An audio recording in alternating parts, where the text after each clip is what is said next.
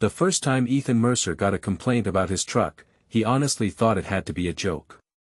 He lived in one of those spotless suburban neighborhoods where every lawn looked suspiciously identical, every mailbox stood at military attention, and the local HOA acted like they personally guarded civilization itself.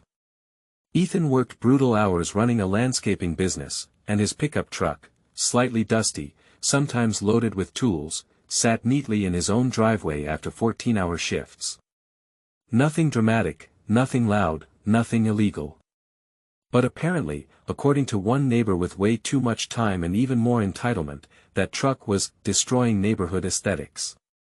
Bro, hearing what happened next genuinely blew my mind because what started as one petty complaint slowly turned into a ridiculous neighborhood war involving threats, fines, humiliation, and eventually a level of malicious compliance so unbelievable that people still whispered about it months later, the moment Ethan decided one truck apparently wasn't enough.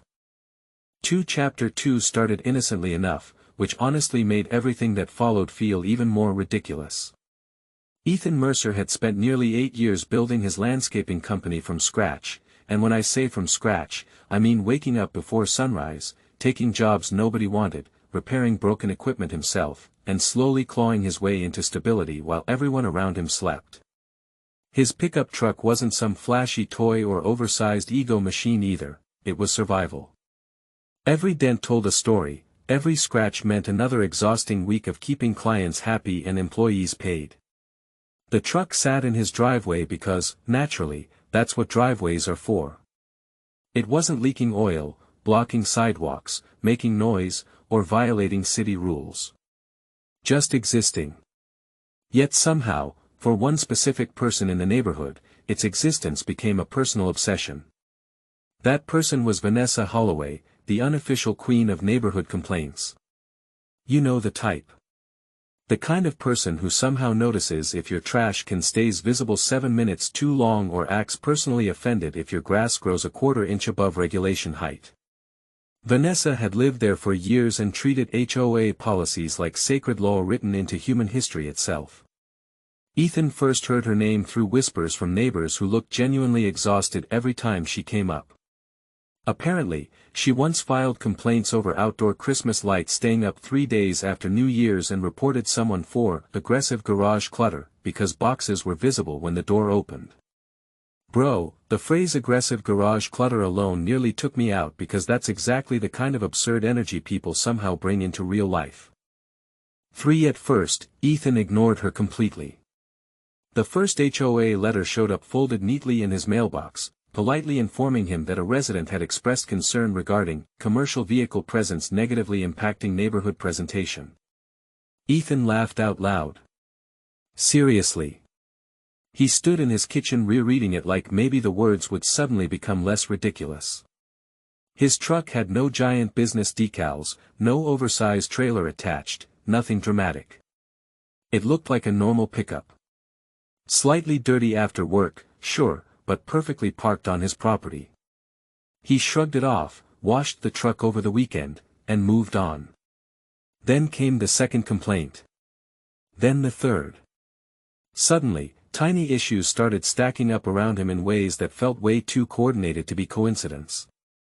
HOA notices began appearing with weird frequency. One week it was the truck. Another week somebody complained that lawn equipment remained visible for too long while Ethan unloaded after work.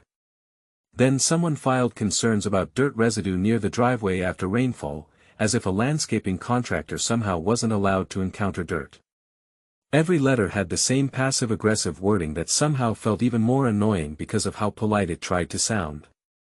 Ethan started realizing this wasn't random irritation anymore. Somebody wanted him gone, or at least pressured into compliance. Eventually, he spotted Vanessa outside while parking one evening. She stood across the street pretending not to stare, arms crossed, posture stiff, expression locked somewhere between smug and judgmental. And bro, this part genuinely blew my mind. The second Ethan stepped out of the truck, she walked back inside while openly taking pictures with her phone. No shame. No subtlety. Just full confidence, like she believed she was documenting some major criminal operation instead of a tired guy arriving home after work. For that was when irritation turned into something heavier. Because Ethan started noticing the pattern. Every complaint arrived within days of Vanessa watching him. Every inspection magically lined up with her being outside. Even neighbors quietly admitted she bragged during HOA meetings about protecting property values. Protecting them from what? A hardworking dude paying his mortgage?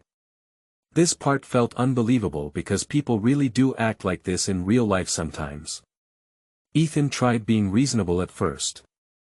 He attended one HOA meeting, calmly explained the truck was registered privately, parked legally, and essential to his business. He expected common sense to settle things. Instead, Vanessa smiled across the room like she already knew something he didn't. And somehow, that tiny expression made the entire situation feel a whole lot worse.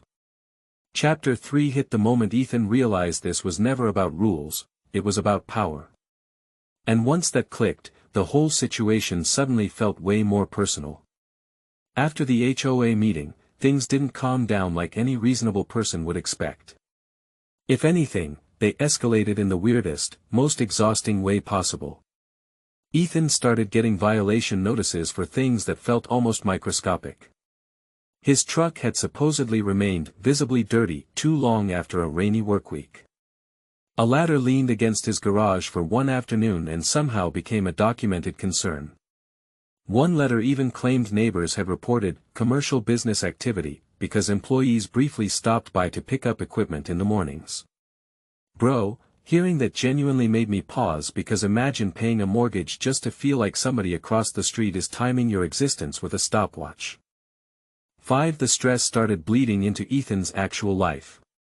Clients still needed jobs finished, payroll still had to happen, equipment still broke at the worst times imaginable, yet somehow he now had this bizarre side mission involving neighborhood politics.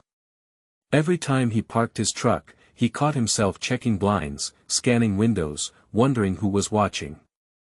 That feeling alone would drive most people insane.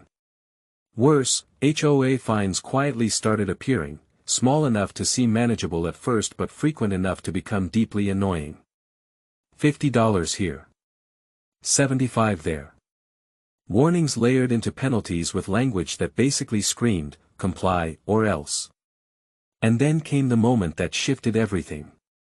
One Friday evening, Ethan came home exhausted after finishing a huge commercial project only to find a bright violation sticker slapped directly onto his truck windshield. Not a letter. Not an email. A giant sticker sitting there like public humiliation. According to the notice, his vehicle violated community appearance standards and repeated non-compliance could result in towing discussions or legal action through the HOA. Legal action. Over a parked pickup truck. I genuinely couldn't believe what happened next because Ethan finally stopped reacting emotionally and started thinking strategically. Instead of yelling, arguing, or spiraling into frustration, he went strangely quiet. The kind of quiet that usually means somebody just had an idea nobody else sees coming. Over the weekend, neighbors noticed something odd. Ethan stopped defending himself, stopped attending meetings, stopped even acknowledging Vanessa's cold little stares.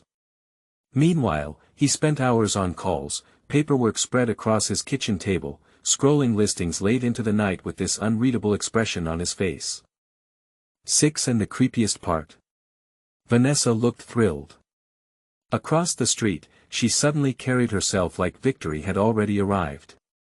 Like she'd finally bullied the problem neighbor into submission. She had absolutely no idea she just pushed Ethan toward a decision that was about to turn one HOA complaint into something so absurdly unforgettable the entire neighborhood would end up talking about it for months. Chapter 4 was where the entire story took a turn so ridiculous it almost sounded fictional, except this kind of petty escalation somehow feels painfully real. Monday morning arrived, and Ethan disappeared before sunrise like usual. Nothing looked different at first. Vanessa still did her casual surveillance routine from behind carefully parted curtains, neighbors still watered lawns pretending not to gossip, and the HOA board probably assumed another round of pressure had finally worked. Then Tuesday happened. A second truck appeared in Ethan's driveway. Not identical, but clean, fully registered, parked perfectly within property lines, and legally compliant in every possible way. By lunchtime, people were whispering. By evening, Vanessa reportedly looked furious enough to combust. And here's the thing that genuinely blew my mind, Ethan wasn't breaking a single rule. See, buried deep in HOA policy language was a technical loophole nobody apparently bothered reading carefully. The neighborhood restricted oversized commercial vehicles and prohibited visible business advertising, but nowhere, not one sentence, limited the number of privately registered standard pickup trucks a homeowner could own if they fit legally on the property. Ethan had done his homework. That silence from the previous weekend suddenly made terrifying sense. Wednesday morning. Truck number 3. 7 Bro, this is exactly the kind of malicious compliance story that makes you sit there grinning because the level of patience required feels unreal. Ethan didn't make speeches. Didn't brag. Didn't post passive-aggressive signs. He simply parked every vehicle neatly, washed them regularly, and positioned them with almost theatrical precision. Everything looked annoyingly organized. Nothing blocked roads. Nothing violated parking guidelines. If anything, his driveway somehow looked cleaner than before. By Thursday, Truck 4 showed up. The neighborhood turned into complete chaos, not loud chaos, but suburban chaos, which somehow feels even funnier. People stood in driveways pretending to check mail while obviously trying to count vehicles. HOA emails allegedly started circulating about community concerns, emergency discussions, and possible legal reviews. Vanessa, meanwhile, apparently transformed into a full-time investigator, pacing sidewalks, taking photos, documenting license plates like she was exposing some criminal conspiracy instead of a man legally owning trucks. This part honestly felt unbelievable because entitlement sometimes convinces people reality should bend around their preferences. Then Friday arrived. Truck number 5 rolled in. At this point, Ethan's driveway looked like a tiny fleet lineup, perfectly arranged like somebody had turned neighborhood irritation into an art form. And the funniest part? Ethan started leaving absurdly early every morning, meaning most of the vehicles disappeared for work during the day before returning at night spotless and parked with military precision. Complaints exploded, meetings intensified, and threats reportedly started flying through official HOA letters, but every attorney consultation hit the same wall: Ethan had followed every written rule.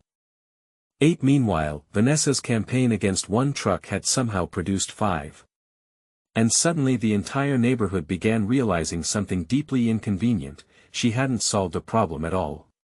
She had accidentally created one so much bigger that nobody could ignore it anymore. Chapter 5 arrived with the kind of awkward silence that only happens after somebody pushes a situation way too far and suddenly realizes there's no clean way out. Weeks passed, and Ethan's 5 trucks became the neighborhood's strangest new normal. Every evening, they sat perfectly aligned in the driveway, clean, quiet, legally parked, and impossible to complain about without sounding ridiculous. The HOA tried everything short of rewriting reality.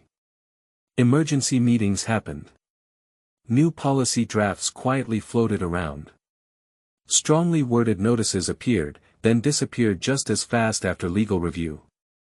Because every single time, Ethan had receipts, registrations, compliance documents, and enough patience to let the rules speak for themselves.